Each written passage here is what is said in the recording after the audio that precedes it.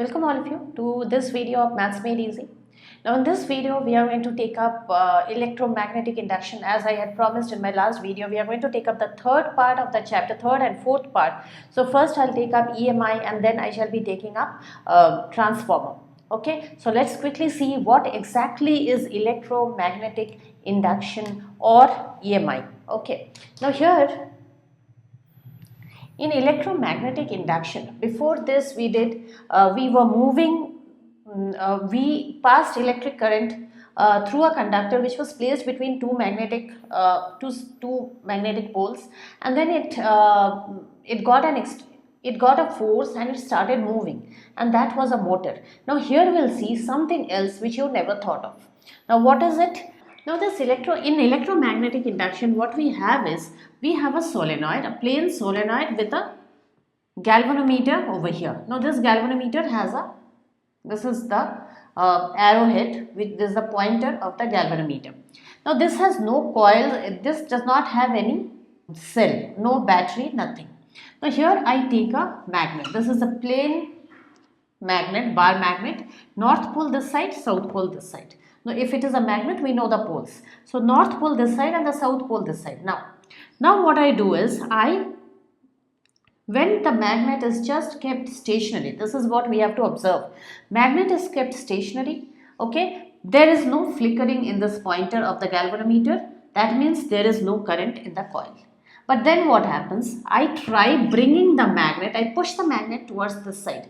As the magnet moves, okay, I see there is movement in this coil, and this coil changes and this coil moves in this direction. Okay, means there is current passing through the coil now. So the current through the coil, that means, is going in this direction. Okay, and now this is the direction of current through the coil. Now what happens? If this is the north pole, and here you can see it is going in an anti-clockwise direction.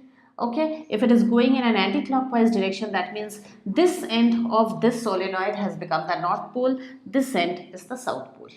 So we have to remember that when this is north pole, this is the north pole.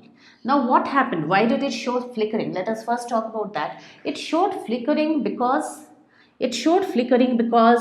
as long as the magnet is moving, remember the magnet has magnetic lines of force, isn't it?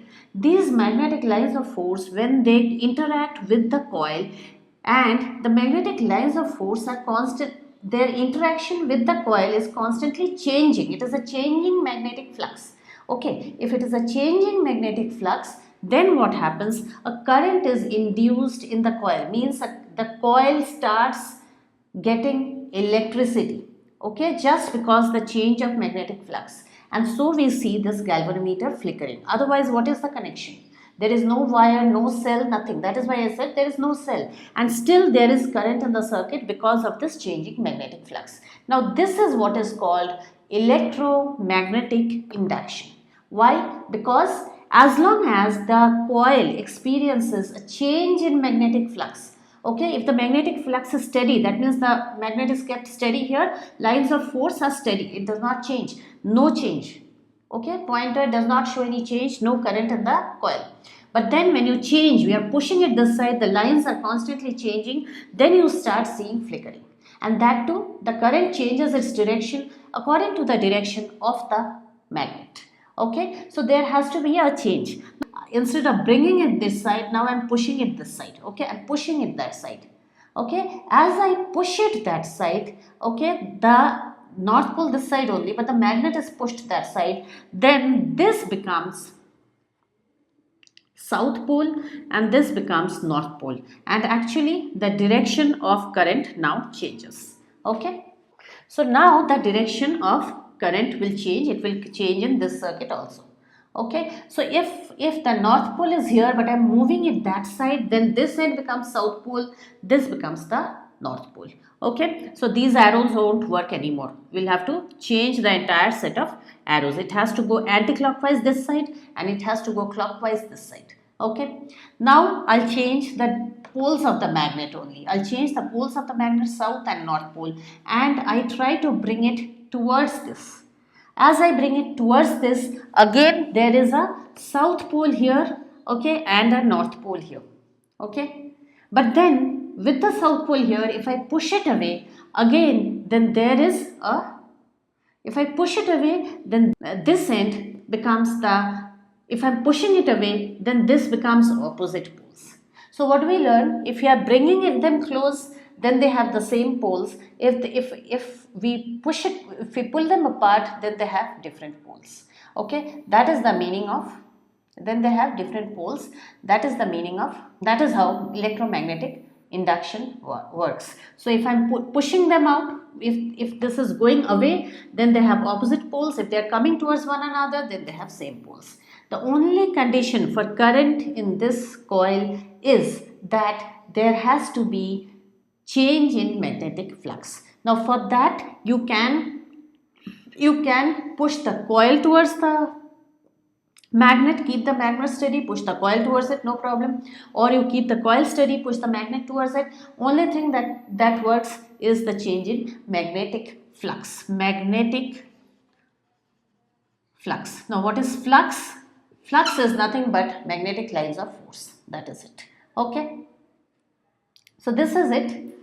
Now, so this is what is called electromagnetic induction.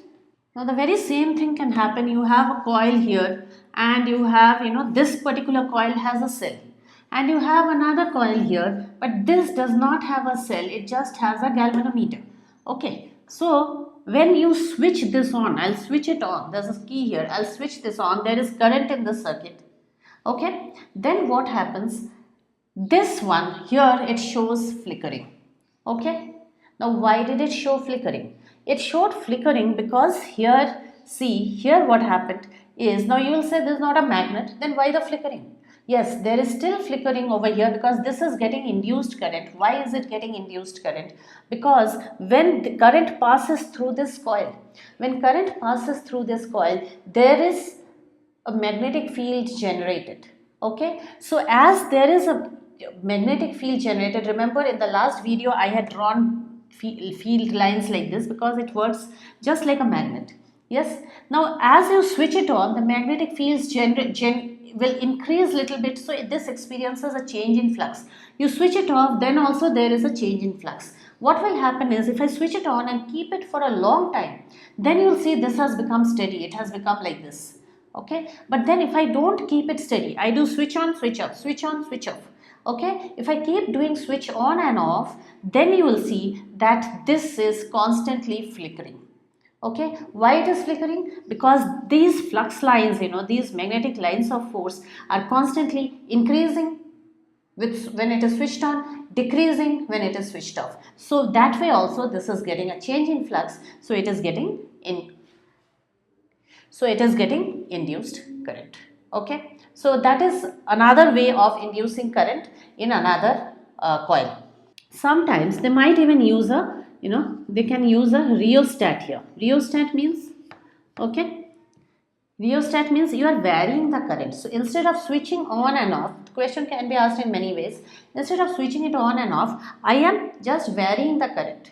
Okay, when I am varying the current with the help of a means, the resistance is constantly changing with the help of this rheostat. If the resistance is increased, current is decreased. Current is decreased means this becomes a lesser, stronger magnet. Field lines change. Now I decrease the resistance, it becomes a more current, becomes a stronger magnet, bigger, stronger field lines. So this experiences a change in flux and there is constant flickering, and this constant induced EMF happens. Okay, so this is the meaning of electromagnetic induction. That is how exactly with the help of this electromagnetic induction only we get current. This is how power plants produce current. Okay, so where is current produced from? You hear about all the different power plants. You hear about nuclear, the thermal power plant, the hydroelectric power plants. So behind everything, this is the concept. It is the E.m.i, it is the electromagnetic induction that is working. Okay, so in our next part, now we are going to see how exactly current is produced because, in power plants. Okay, so we'll see that. Now, what are the factors? This can come as a question. First thing, factors on which the induced EMF, the strength of the induced EMF depends are first the number of turns, okay, number of turns of the coil, yes, and the second one on which it depends is the second one on which it depends is the rate of change of magnetic flux, of magnetic flux, okay, how fast is it changing, okay. So according to that, you will get the current in the induced coil, the induced current in the coil, okay. Now apart from this, we talked about a magnetic field, right? We talked about a magnetic field, okay. We talked about a magnetic field, then we talked about induced current. We talked about induced current, we talked about magnetic field, and then I talked about another thing, which is magnetic field, induced current. What was the third thing I talked about? The direction of movement of the motion of the conductor. So there are three things which are factors here when we talk about induced current. Okay, now how do we know about the directions? Because just like the previous one in our motor, we had the motion of the conductor, that it finally gets the direction of the current and the direction of the magnetic field. Here also we have three of them. Okay, firstly, it is we have to take our right hand now and hold these three fingers perpendicular to one another, because here also these three things are perpendicular to one another, they are mutually perpendicular. Okay, so here M is gives us the direction of motion of the conductor. Okay, the forefinger gives us the direction of the magnetic field. Okay, and the central finger gives us the current. Okay, so you don't have to draw this, but you have to remember which one shows which one. Okay, so here magnetic field is by the forefinger. The central finger is this is the central finger gives the current, and this is given by the thumb. Remember, they are all mutually perpendicular to one another, and this is Fleming's right hand rule.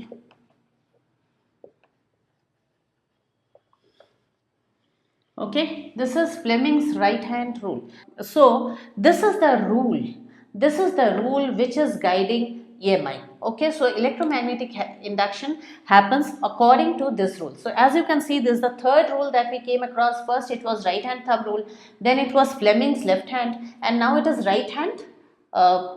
Fleming's right hand rule. Okay, so for E.m.i it is Fleming's right hand rule. Okay, movement of a conductor kept in a magnetic field, for that it is left hand. So this is how we can come to know about the directions. Now let us start with the generator. In generator we don't have the working of a generator, so I'll just tell you what are the basic parts of a generator and how it basically how it works. Okay, so this is the AC generator.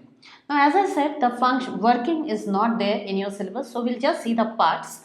Again, it is kept between electromagnet, between the north and south poles of an electromagnet. Means there is a separate connection, there is a separate circuit for this, which is changing the magnetism here. We have a coil here, this is the coil just like a motor, and here we have a circuit. The basic difference between this coil and between this circuit and that circuit, you will note, is this does not have a cell. It does not have any source of electricity, because we are only producing electricity here. On the other hand, we have an axle here. Okay, we have an axle here. There also we had an axle, and the blades were attached to the axle, I had told. But here into this axle, we have the turbine attached. Okay, we have the turbine attached to this axle.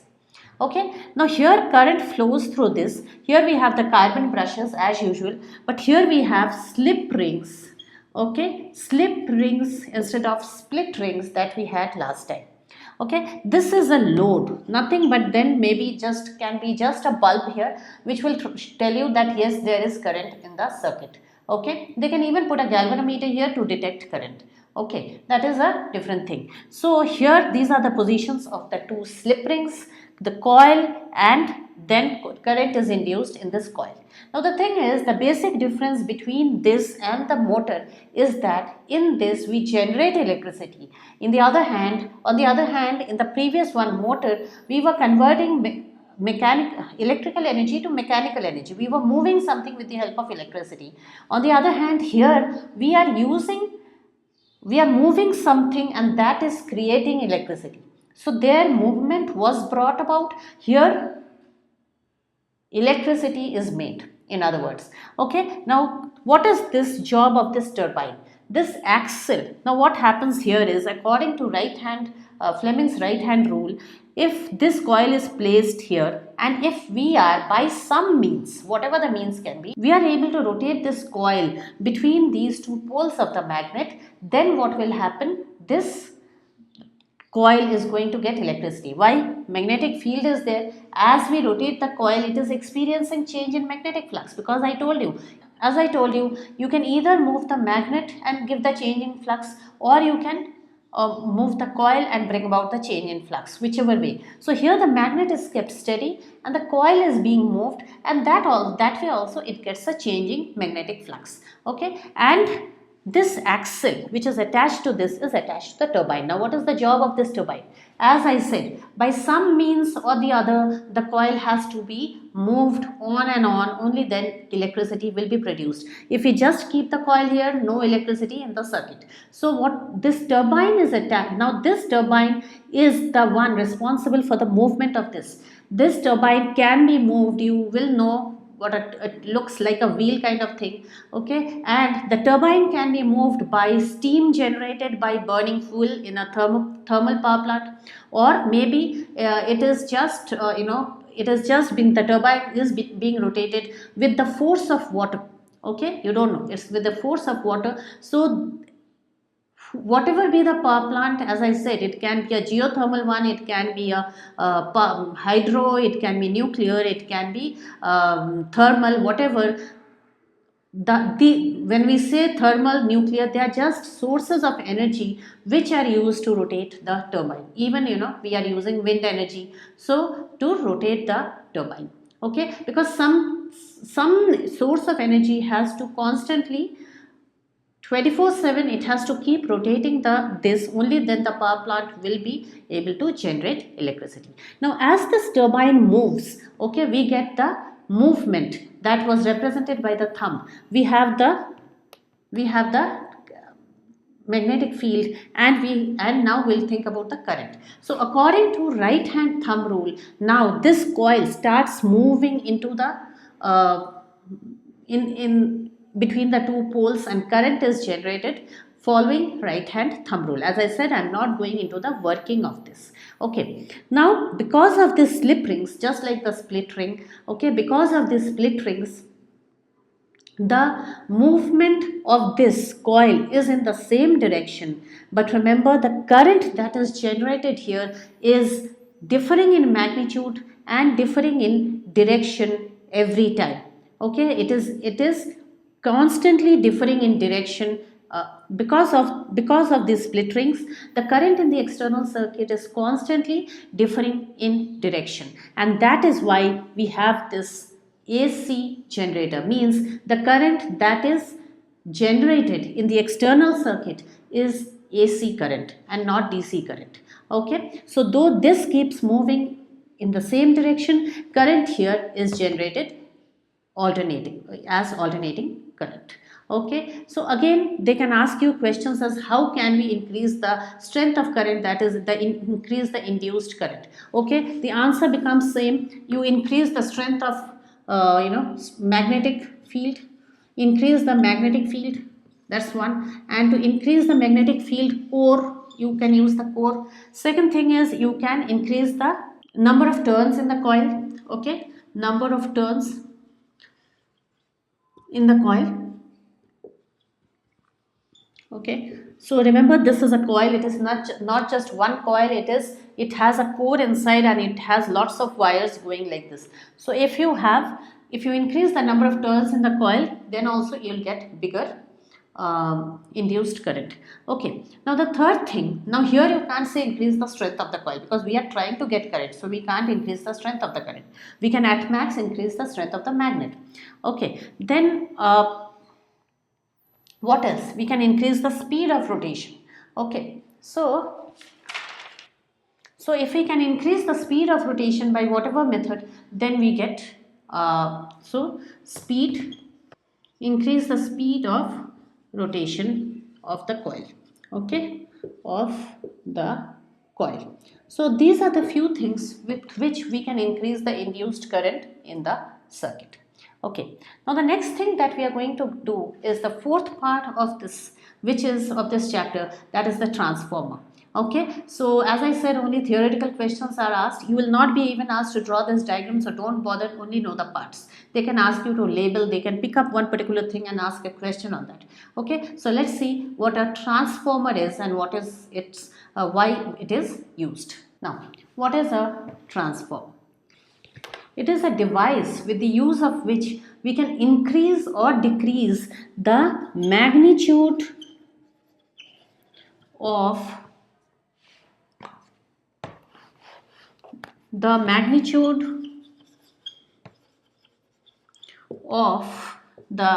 alternating EMF. Okay, this is to be remembered. Now we do use transformers. You'll see one transformer in front of your building all the time because it is a step down transformer. If it is in front of an industry, okay, factories and all, you have step up transformers also. Okay, other than this also there are many transformers which are installed with every device depending on how much current it uses. Something if it is using, something if it is using a lot of current, you will have step up transformers. So in mobile chargers and all, you have step down transformers. It brings down the alternating EMF. Basically a transformer, you will see, is made up of two sets of coils. Okay, and you will have one set of coil, and all this is coiled. This is inside a kind of box like structure, and here you will see that there are sheets of soft iron core, okay, which they are calling as laminated core. Okay, this core means, all this time I have talked about core. Okay, we had a core in a AC generator also, we had in DC motor also. Here also we have soft iron core laminated, that is alternatively they are overlapping one another and they are laminated, they are completely insulated, so there is no current flowing through them, but then we need a core to get better field lines, to get better magnetic flux. Okay, so to increase the field strength, so that is why we are using a laminated core. Here the entire coil is placed inside a small, you can say, on the two sides of a box. Okay, so if you see the picture in your book, you will see that one set of coil is here, there is another smaller set of coil probably here, and here also there is a core, and the full thing forms a box like structure, and it is full of laminated, pieces of iron everywhere. Okay, so that is, these are nothing but the same core, as I said, we have heard about before. Now the coil which is towards the output side means, if this is from where our building is connected and this is where it is coming from the power plant. Okay, so this becomes the input and this becomes the output. Okay, this becomes the output because this is connected to maybe a building, this is connected to the transmission wires. Okay, now here what happens is, if it is a step up, there are two types. If it is a step up transformer, okay, to our buildings it's not a step up, okay, to our buildings it is a step down, but supposing it is going for industrial use, then we need high current, so it's a step up. Okay, so if it is a step up, then number of coils in this coil, in the secondary coil, in this coil will be, the output side will be more. Okay, and the number of coils here will be less. Okay, why? Because the power that is here, the same power is transmitted. The number of coils will be more here, the number of coils will be less here. But how does it work? Again, the transformer also works on the principle of E.m.i. Okay, electromagnetic induction. Why? Because as I said, this is fully insulated. No, this input wire and this output wire is not connected at all. Not at all connected. Then how is the current going from here to here? Current comes here, it is flowing through this circuit, and what happens is, as you know, when current flows through a circuit, there is a magnetic field produced around it. Now that magnetic field is inducing current in this coil. Now why is it able to induce current in this coil? Because this is an alternating current source. Okay, it is alternating current source. Remember, transformers can work only on AC current. Okay, it cannot work with a DC source. Why it cannot work? Because a DC current would have produced a magnetic field, and the magnetic field would have been very, very steady. Okay, so this would not get a changing magnetic flux. It would have got a magnetic flux but no change. Now what happens when it is an AC current? Once current is moving this way, and then again current is moving this way. So when current is moving that way, the field lines are increasing, change in magnetic flux. When current is moving this side, again field lines are increasing and change in flux again. So this is constantly getting a changing magnetic flux, thus current is induced in this. Now another thing, why? Now since we want bigger strength of induced current, we have bigger number of coils. But one thing, in step up, remember the power is same in both. P is equal to VI, and here again P, the same P, let me write it like this, is VI. Power is same. Okay, so but then we want this V, okay, we want this V to be more than this V. Okay, we want this V to be more than this. That is why it is step up. Okay, if this is more than this, then but if the power is steady, then I naturally has to be less. So I has to be less than I. Am I right? So the current in the primary coil is more than the current in the secondary coil. So what happens here? They use a thicker wire. This is for, they use a thicker wire. Why thicker wire? To reduce resistance.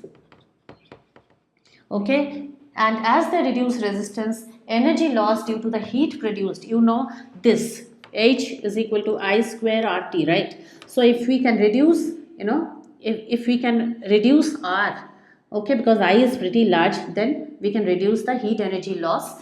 So this coil should not get heated. That is why they keep a thicker wire here to reduce heat loss due to high resistance. To lower the resistance, primary coil is made thicker. What we are going to do is, we are going to take up the next one, that is the step down. This was everything I told is for step up. So let's talk about a step down also. In a step down, what happens? In a step down transformer, what happens? Here primary coil is smaller number of turns. Here the secondary coil is smaller number of turns and primary coil has bigger number of turns. Okay, and again that laminated core is definitely there. Okay, it is there all around, not just there. Okay, now what happens? This is just to contain the magnetic field. Okay, they don't want any wastage of magnetic field. So the entire magnetic field that is produced by this should be caught up by this to get a good induced current.